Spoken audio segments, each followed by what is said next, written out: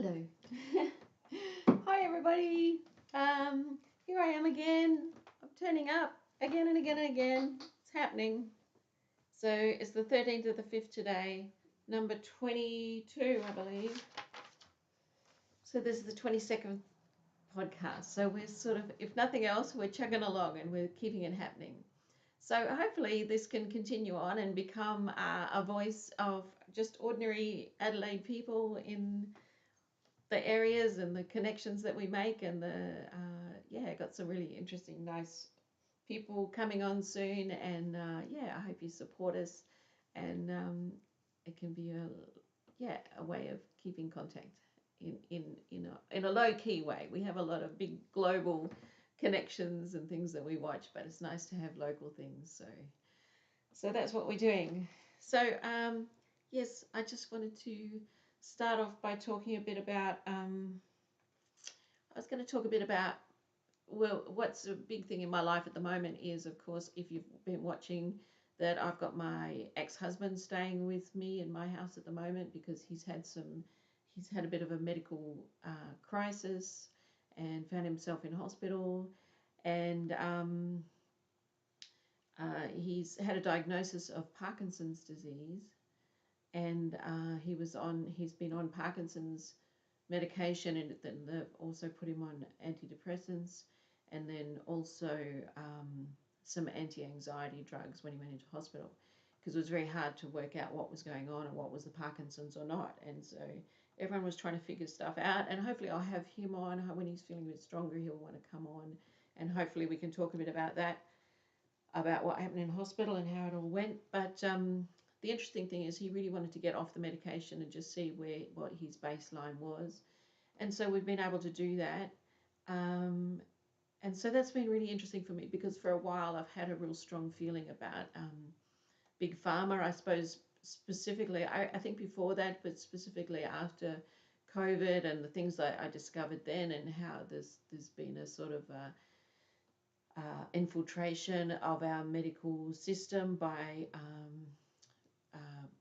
kind of gangsters, really, I think, organized crime, really, if we're going to be honest. And so, there's a huge amounts of money to be made through pharmaceuticals. And so wherever there is huge amounts of money to be made, there are the type of people that put money before everything else. And so one of the particular things, so like medication just generally, maybe we over medicate, we've lost contact with trusting our own bodies to, not denying that there's lots of really serious things that people go through, and that it's amazing what science can do or what modern medicine can do, but that maybe we lose touch a bit with our body's ability to heal, and that we get into I've struggled with it myself. We get into a very panicky state of mind if we think we have symptoms, and then we Google it and we go, oh yeah, for sure, I'm dying. And then we ring the ambulance, like it's sort of become part of a culture, which wasn't when I was young. Like we didn't call ambulances that often, it was sort of like something like really serious, but not being critical of that, but just wondering if we need to sort of understand the way our body deals with things in a better way, and learn how to ride through crises, physical crises, or psychological crises, and to sort of understand that they have a shape a lot of the time, and that if we catch things at a crisis point and we try to medicate and change that because we're afraid of that process, sometimes we can abort that shape, and then we've started another process by adding something into the mix. And I don't know if that makes sense to anyone, but so it's been of interest to me for a while, of people that have found themselves trapped in this sort of this treadmill, this medication treadmill that people get onto, and that starts to become, in our culture, we start to think of it as that's just what happens. You just start taking pills, and then you've got to take other pills to counteract those pills, and then before you know it, that's your whole life is caught up taking pills and going to doctors, going to specialists.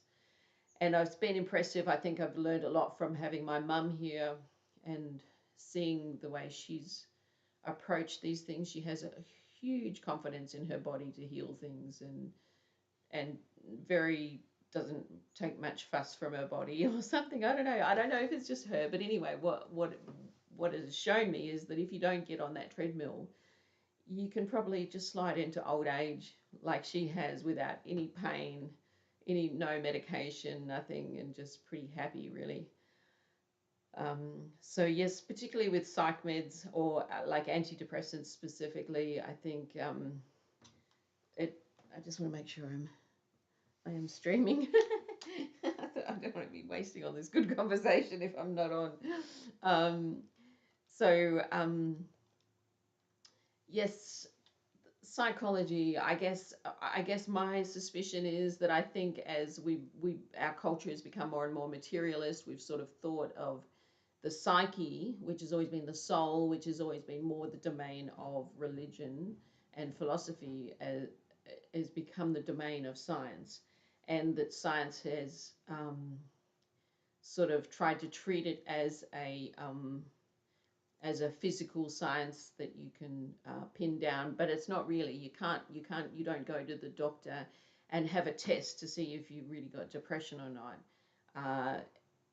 There's a bit of a myth that you get a chemical imbalance, and so they inject some sort of chemicals to rebalance your chemicals.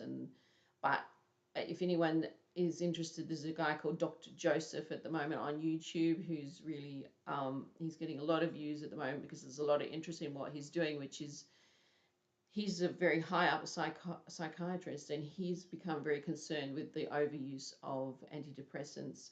And so that's become his thing, is helping people get off these things, because some people get on them for 10, 20 years, and then it's really hard to get off them because your body is so dependent on it. That's not a simple thing to taper off them safely.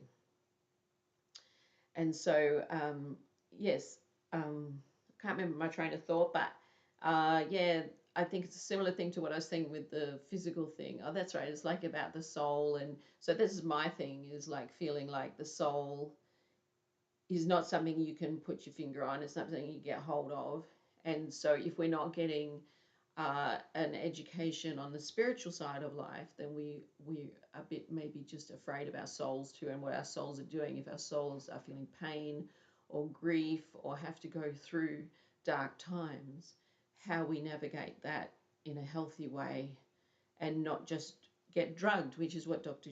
Joseph kind of says, that these medications aren't actually, it's not like you have sugar diabetes and you take a medication and it puts whatever it is, I can't remember.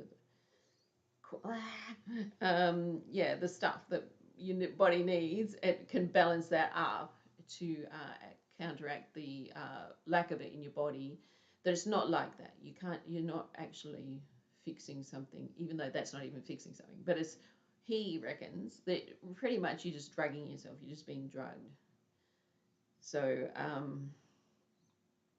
so yeah, it's been a lot of talk about that with Tim, because that has been one of the things that was really concerning him, that he was on these antidepressants. They're called SSRIs. I don't even know what that stands for, but there's just a real concern around the side effects of these things and the risk of becoming dependent.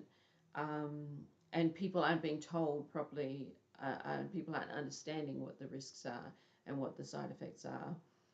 But as I said, there's this huge momentum with these things, and it becomes just a normal thing in society, and nobody's particularly doing bad things except maybe somewhere up in the decision making. But when something is making money and it seems to be right, it seems to be working from the outside, I think it just chugs along. So it's good there's voices like Dr. Joseph and starting to sound the alarm and say something's going very wrong here. There's something really bad happening.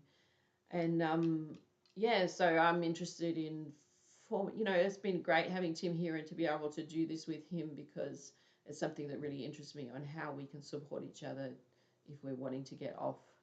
Like there's serious psychological problems, and even those things, I'm sure they get overprescribed, and nobody's maybe taking much notice of what's going on. But particularly the antidepressants, which are more just like mood stabilizers, just being used if people are feeling a bit blue. It's like, you don't need to feel blue. Come on, just take some of these. So it's very much is just like drug pushes, really. So yeah, that's been interesting, and that it feels like Tim has really improved since he's got off his. So now he's off his levodopa, which is the Parkinson's medication, and he's off his antidepressants, and he's and just occasionally takes an anti-anxiety thing because it seems to help him if he's got things to do that he feels a bit out of his depth, because he does seem to have Parkinson's, and even though it feels like the symptoms are much less than when he was on his Parkinson's medication, which, go figure. But there's definitely something with his body and a feeling of weakness, and we're still in that process of that, getting the medication out of his system and the effects. We're just wanting to get to but he just seems much better, much more. I mean, he still is very aware that something's not right and he wants to get better, but yeah. So we're looking at. I want to look into alternative ways to deal with things like Parkinson's, and so that's been an interesting journey. So that was one of the things I wanted to talk about. And yeah, the comment, if you've been on antidepressants, if you know people who have got hooked into that trap, or if it's been a great help, and you think, if I couldn't have done it without that bit of support from those antidepressants, because yeah, sure, it's going to be a positive experience for some people, and it's going to help you get out of a bind. All right, so one of the other things with having Tim in my life, it's kind of at the moment. I mean, I've been aware for a long time. I think I probably touched on it a few times. Is about my interest has become in the idea of holism, and the importance of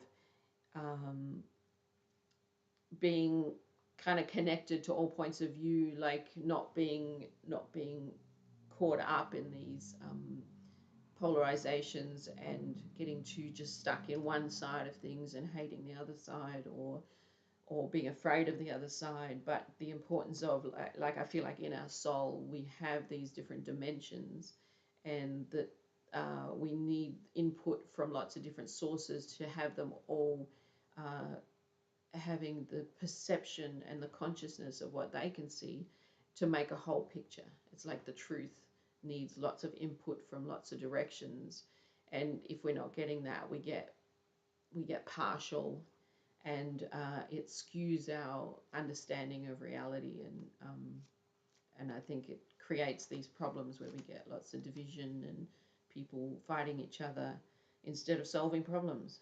And so yeah, it's been good, Tim and I having to sort of, because we're both sort of tuned in a lot to things that are going on in the world, and as I've touched on before, the Trump issue is very interesting, because I completely understand that he just does not understand how anyone could have any favour towards Trump, because in his mind he just seems like an absolute buffoon and a narcissist and all the things people call him, a liar and blah, blah, blah, blah. So that's been interesting to navigate that one. But it's interesting. Yeah, so he's been good. Like, we've both been good and listening to each other, and we both watch each other's videos and try to understand the other person's perspective. And because that's the thing, that like everyone, if people feel something strongly, it's for a reason. Like they hold positions for a reason, and so we need to spend time to understand what they're seeing. Like, you might still come to the conclusion that what they're seeing is in error, but it's good to try to understand what other people are seeing that you might not be seeing, that will complete the picture of your understanding.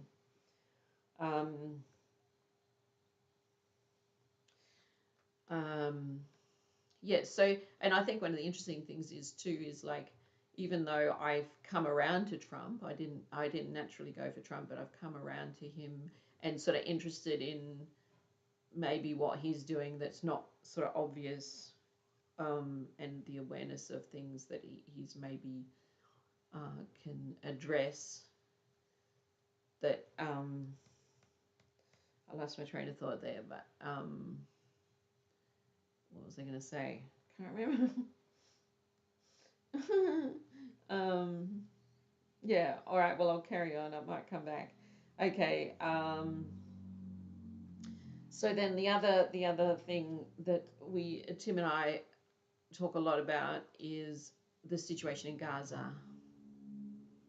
And he's for a long time been very passionately supportive of the Palestinians, and he's got his Palestinian scarf, and he used to go to protests and so on. And I was a bit more like, I can't work it out. Like, I find that when I look at the Israel-Palestine issue and try to understand why it's got like this, how did it get like this, and it's taking me a long time, and I think I'm maybe getting to understand it a bit more now.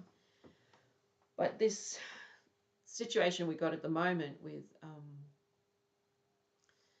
this absolute wholesale slaughter of the Palestinians by the Israeli army, and just destroying, it's just a sort of flagrant genocide. And I think that's making a lot of people wake up that it's like something's going on here, something's not right. And I always thought after October 7th, I always felt like because I'd been doing a lot of conspiracy theory investigation, you start to be able to sniff a false flag operation. So a false flag operation is when, say if your country is America, which they've done, it's something that governments do. False flags is where they really want to. I think Pearl Harbor is people are saying now that was something that was done deliberately from, I don't know if it's all the government or just elements of the government, or elements, the ones that wanted America to get involved in the Second World War. They sort of, like, not that it wasn't the Japanese, but that somehow they didn't kind of prevent it because they wanted America to be so outraged that they would get involved in the war. And that's, of course, a lot of people say that that's what 9/11 was, a false flag operation, that somehow the government is somehow, or elements of the government are somehow allowing these things to happen because, and using it for their benefit, that they can then use that emotion that is created by these things and the distress and channel that into getting the things they want done to be done. And it seems like the Zionist dimension of Israel seems to be very good at this kind of thing and quite open to doing it. And there's a case in point of the SS Liberty, which was an American ship that was attacked by the Israelis in the 6-Day War. But that's a whole another story. You'd have to go and look that up. That's pretty interesting. But so when October 7th happened, I thought, it just didn't, like, from the things I was hearing, it sounded like Israel had such incredible defense system that there was all sorts of talk about the way these people were able to break through that barrier and get in. It felt like a setup to me. It felt like there was something more to it. It wasn't just an attack from the Palestinians, but it felt like, and that's kind of what's played out, that it feels like they're playing up this distress. Like, so October 7th, of course, was horrible. All these things are horrible. Nobody could stand by and say, oh, that's all right, you deserve that. It's horrible. But they obviously played up the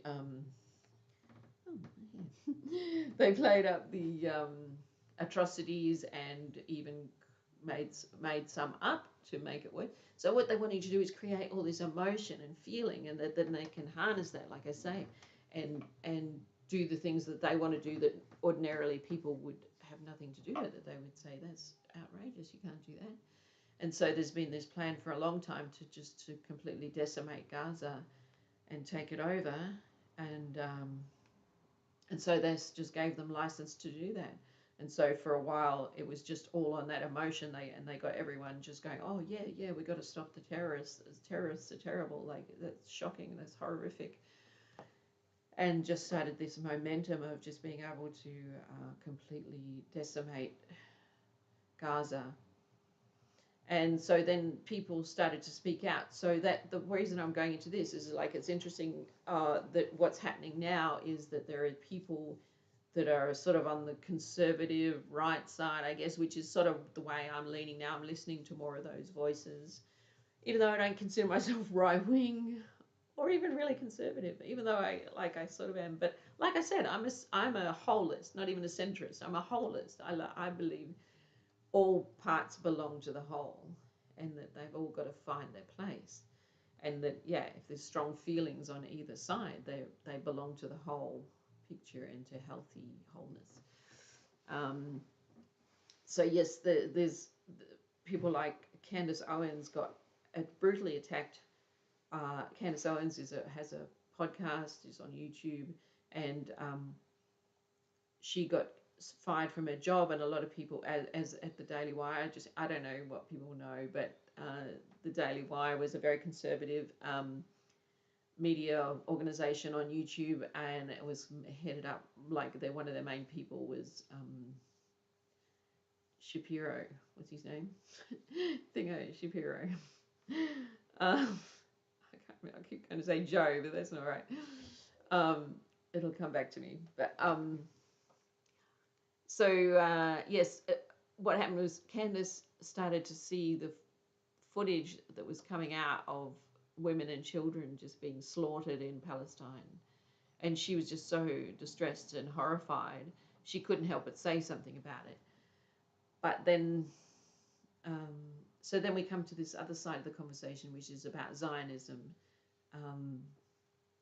and the amount of control in our culture through Israeli Zionist kind of organizations that have spent a lot of energy over a long time creating a mythos around the Holocaust, going deep into our psyche, making us ready to see Jewish people as perpetual victims that can do no wrong, in order to stop people from looking at what the Zionists are doing and what they're planning.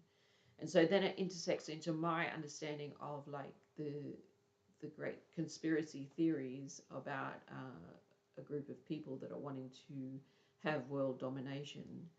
Now, obviously, I can't see all the trails of that, but what am I saying? Like, some people say that there are different groups of people that are vying for world domination, and that they're sort of wrestling with each other. I don't know, but I just know that there is this history of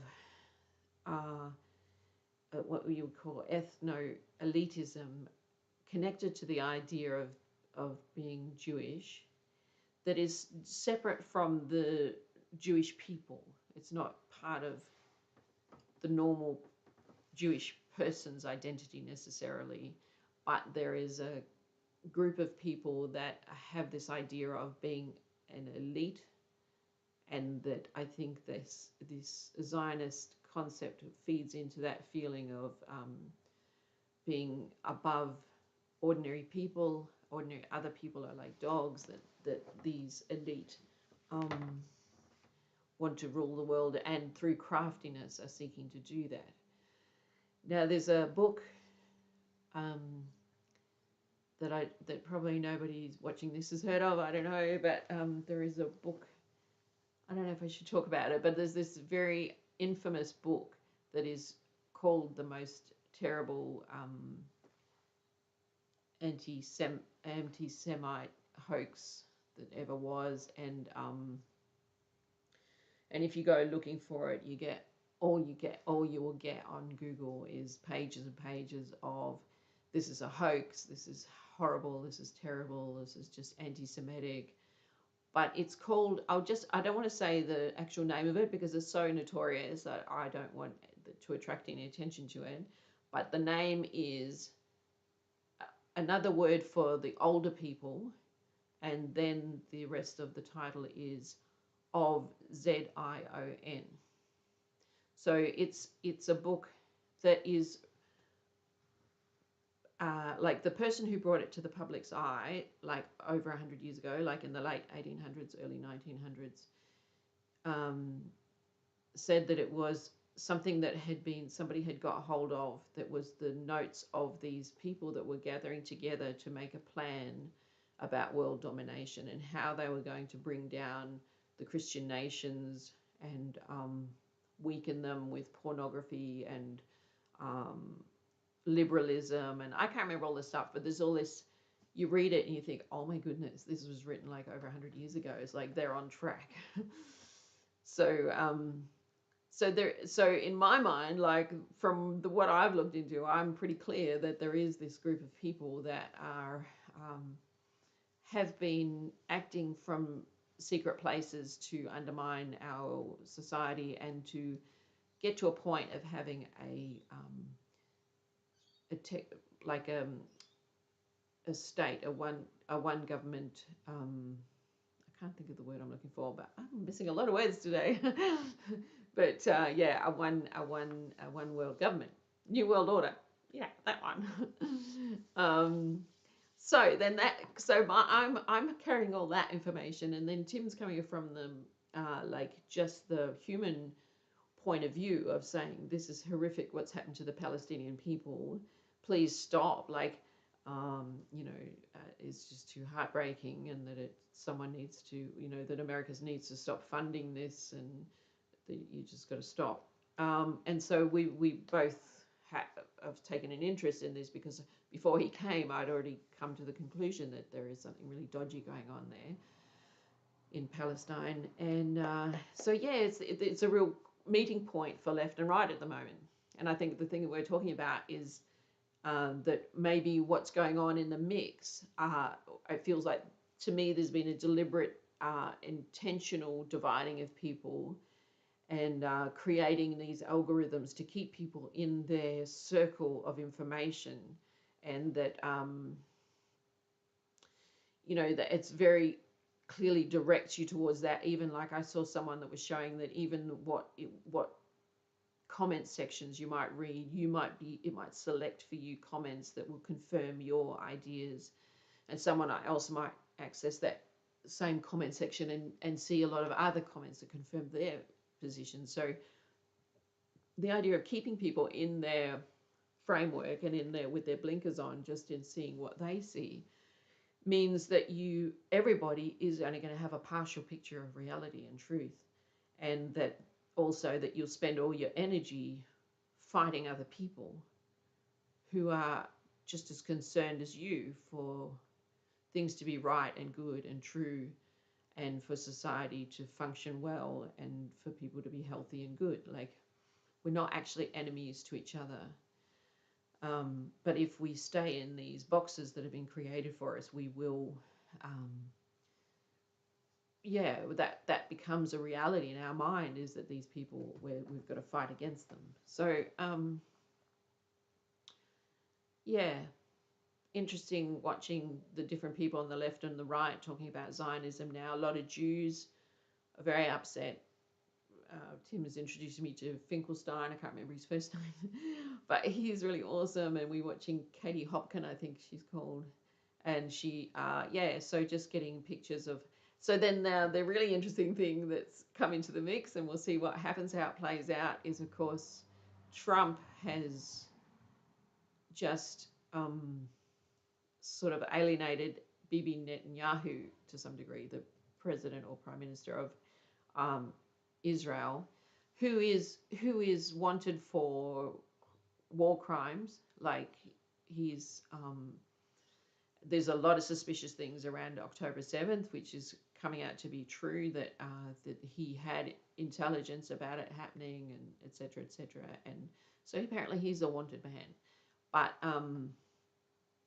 But it looked at first like Trump was playing up to him, and I started to think, oh gosh, he's under their control as well, because a lot of these people are under the control of the Israel lobby and are receiving a lot of money from them, and everything's very entwined. The deeper you look into it, the more you can see that there's this real problem of Israel controlling America. um, what was I going to say? I can't remember. But yeah. All right. I've forgotten that one again too now. Yeah. All right. So that's all interesting. Let us know in the comments if you have been following these situations as well and what you think about it. Because that's right. So one of my concerns, so coming from a Christian perspective, like I know I've sometimes like Judaism is obviously very important to the Christian psyche because it's the root of what we believe, and Jesus was a Jew and the Old Testament is Jewish. I mean, the whole Bible is Jewish, really.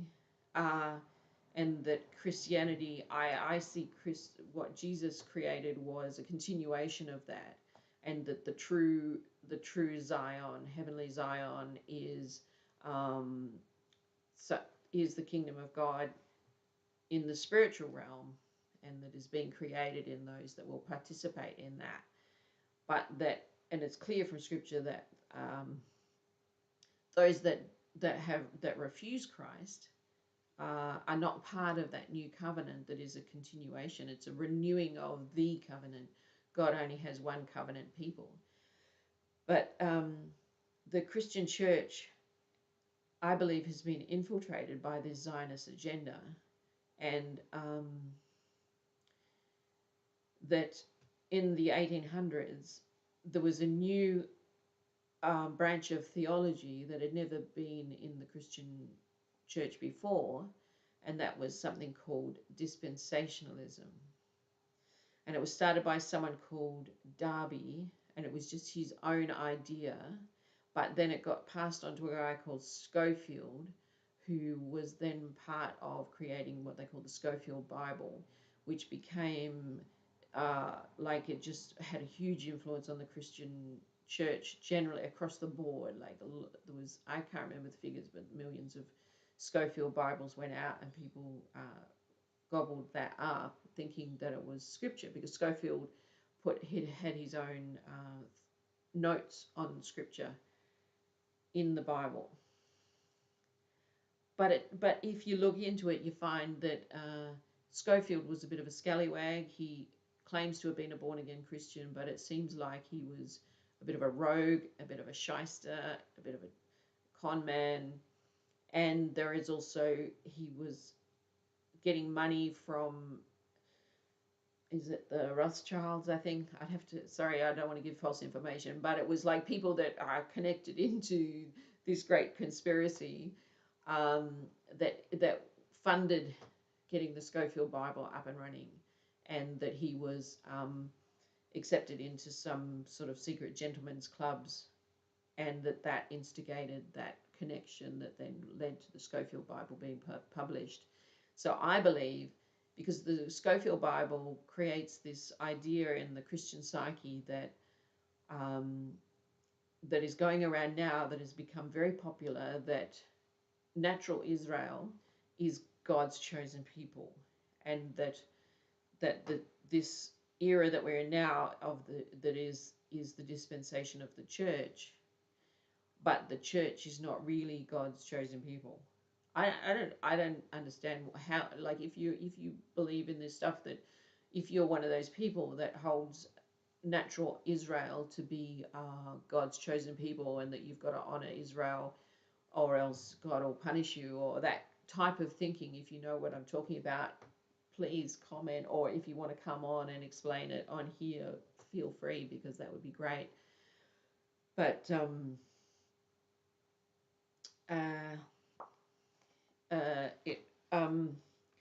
it's created, it just feels really obvious that it's created this situation where a lot of Christians see this, I sort of feel very bound by honoring God to support Israel and to become Zionist in their attitude, and that somehow that's honoring God is, and also it ties into this idea of end times, and that to usher in end times and to bring the rapture, whichever version you've got of that idea, is this idea that for it all to happen, Israel's got to be a nation again, and that even that there will be a temple built again, which is crazy. For Christians to be invested in that is insane, in my humble opinion. But yeah, so it all makes a very complex, lots of different layers of that whole Middle East situation. But yeah, it looks like Trump is arcing up against Israel, and he's going around them and dealing now with other Arab countries and Iran. And it was because the fear was that Israel wanted America to go to war with Iran, and that people were sort of thinking, well, that's just what's going to happen. But now it looks like Trump is talking to Iran and talking to other Arab nations, and there's even rumors that he's going to acknowledge Palestine as a state. Or I'm probably getting my words wrong, but that's huge news. And like, if that's true, and like some people are skeptical and they just think he's just playing theater games and it's just superficial, but who knows? It's very interesting. But I'm hoping, I've got a friend who is Muslim, and I said, well, one day we'll have you on and we can talk about it. That's Rahana. If you're watching, Rahana, hey Rahana. and yeah. So but I'd be interested to hear people from all perspectives, because that's my thing. That's my thing. I like to hear all the perspectives, all the things people know and understand. And let's have open conversations and keep going towards the good and the true and the right and the loving, and build an awesome world where everyone's got a place and a role to play and we look after each other. That's what I want to see. What do you want to see, Mowgli? Say hello, Mowgli. Oh, sorry. All right. I think I've rattled on for long enough. And I hope someone got something out of that, and I'd be interested to keep that conversation going. And I think next week we've got Catherine coming on. Shout out to Catherine. And all my love to you.